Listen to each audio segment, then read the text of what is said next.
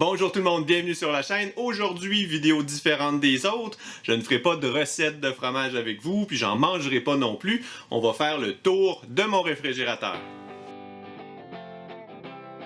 C'est pas le genre de choses que j'avais prévu, mais en commentaire, on m'a donné la suggestion, puis je me suis dit pourquoi pas. C'est simple pour moi de le faire, puis je pense que pour vous, ça peut être intéressant aussi.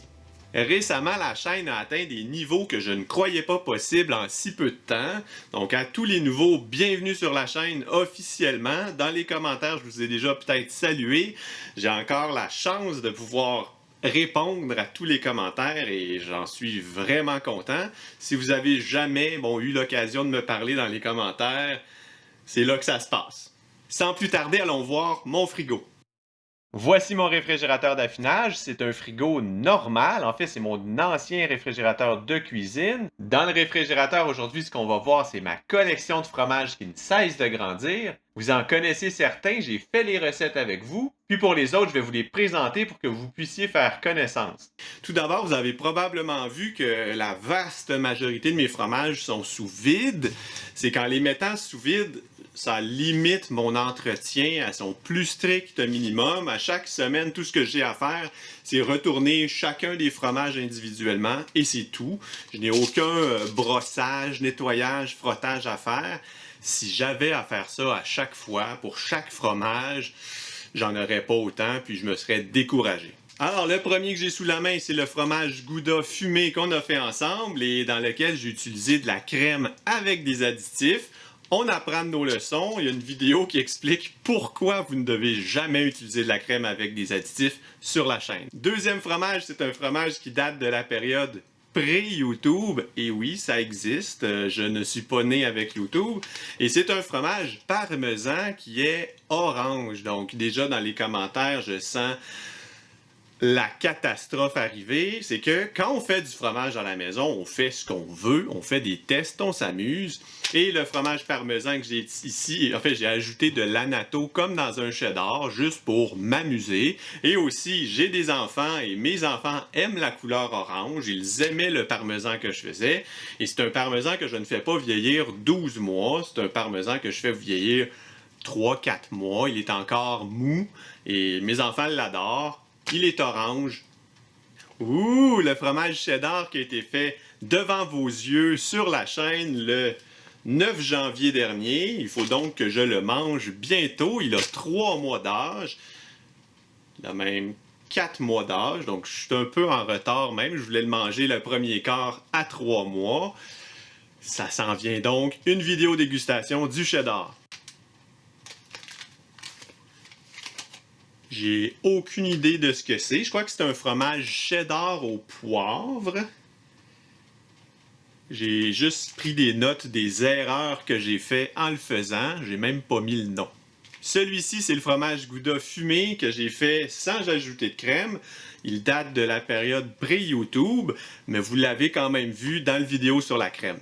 Ah, mon futur souper de Saint-Valentin 2022, le fromage parmesan que j'ai fait avec vous le 6 février. Donc, à la Saint-Valentin 2022, il aura donc 12 mois. C'est mon signal pour l'ouvrir avec vous. Donc, si vous êtes comme moi et que vous mettez du sous-vide, il vous reste toujours des petits quarts de fromage que on dirait que les... Ah! Les quarts de fromage, on dirait qu'on veut jamais les manger. On se dit, je vais attendre dans 2030 pour ouvrir mon fromage Gouda ou quelque chose du genre. Ça prend pour vrai là, de grandes occasions pour moi pour ouvrir le dernier quart d'un fromage. Je vais peut-être le faire avec vous un jour. Donc ici, c'est un des premiers fromages cheddar que j'ai fait. Il date du mois de juillet 2019. J'ai aucune idée de quand je vais manger ce fromage, mais il m'accompagne dans ma vie depuis ce temps-là, puis c'est un peu devenu mon ami. Celui-ci, c'est le fromage qui était complètement dégoûtant, c'est peut-être un mauvais mot, mais disons qu'il avait été négligé. Je vous mets une photo juste ici. Il m'en reste un petit bout. Ici, c'est un fromage, j'ai pas l'année, mais il date de 2019 aussi. C'est un Double Gloucester. J'ai été beaucoup, comme de nombreux fromagers à la maison, influencé puis appris beaucoup de ce que Gavin Weber fait sur YouTube. C'est un Australien qui partage sa passion du fromage aussi, comme moi, en anglais. Si vous avez jamais vu sa chaîne, allez le voir. Vous allez voir, il y a plusieurs fromages que les recettes proviennent de sa chaîne dans ce qui traîne dans mon frigidaire. Ici, c'est un autre Double Gloucester, mais cette fois-ci, je l'avais fait mariner dans de la bière Guinness. C'est super bon, je vais le faire aussi sur la chaîne un jour. Un autre fromage inspiré de la chaîne de Gavin Weber, c'est le Sebrins. C'est un fromage suisse qui est fait pour être maturé très longtemps. Et je l'ai fait celui-ci au mois de juin 2020. Je vais donc l'ouvrir probablement en 2023. Un autre bout du fromage négligé, un autre quart de fromage qui traîne dans mon frigidaire, un fromage cheddar qui a été fait avec une bière que j'adore particulièrement ici au Québec, la Sainte-Ambroise Stout. Ici, c'est un fromage romano que j'ai fait avec mon gros chaudron que je n'utilise plus vraiment pour les vidéos sur YouTube, mais avouez que ça donnait quand même des monstres de fromage. C'est un autre fromage qui mérite d'être vieilli le plus longtemps possible. Ici, un parmesan qui n'en est pas un car je suis un fromager à la maison et je fais ce que je veux. Un parmesan fait avec du lait plutôt entier, non pas un lait écrémé comme c'est fait traditionnellement. Et si vous avez vu la vidéo sur les 7 erreurs à éviter quand on fait son fromage à la maison, c'est celui que j'ai surnommé le Ceramic Breaker. Bon, comme quoi je manque souvent d'imagination quand je fais mes recettes de fromage. Ici, c'est un autre fromage parmesan. Faux parmesan parce qu'il est fait avec la même sorte de lait. Il va falloir que je commence à manger du parmesan. Et ici, c'est encore une fois un autre parmesan. Celui-ci date du mois de juillet 2019. Alors, je vais sûrement l'ouvrir bientôt. Et lui, c'est un parmesan que j'ai fait comme sur la chaîne avec du lait écrémé. Je ne sais pas si j'ai le droit de montrer ce fromage à la caméra, mais je vais le faire quand même. Je vis dans le risque. C'est un fromage que Gavin Weber, comme j'ai dit, a fait sur sa chaîne et qui lui a attiré des problèmes juridiques, disons. C'est un Grana Padano. Il s'est fait envoyer une mise en demeure par nul autre que la corporation, je ne sais trop, de Grana Padano.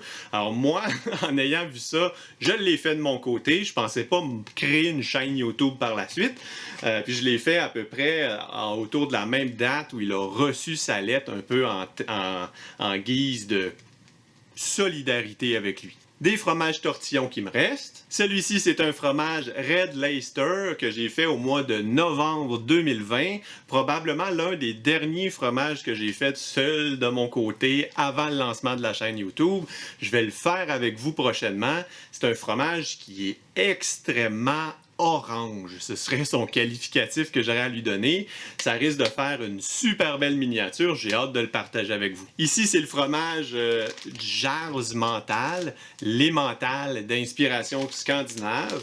Il est sous cire. Je l'ai seulement mis dans un sac Ziploc. J'étais censé le manger beaucoup plus rapidement que ça. Mais la vie a fait en sorte que j'ai beaucoup d'autres fromages à manger. Alors... on entre maintenant dans les fromages que vous n'avez jamais vus. Ici, c'est une tome qui est en cours d'affinage. J'ai décidé de laisser la croûte se former naturellement sur celui-ci, puisque de vous montrer uniquement des fromages sous vide, je trouvais que ça manquait un peu de variété sur la chaîne. Celui-ci, vous ne l'avez pas encore vu sur la chaîne, c'est le fromage cheddar que j'ai fait au poivre. Vous allez le voir prochainement sur la chaîne. Ici, c'est un fromage bleu qui est très récent. Vous allez le voir aussi sur la chaîne prochainement.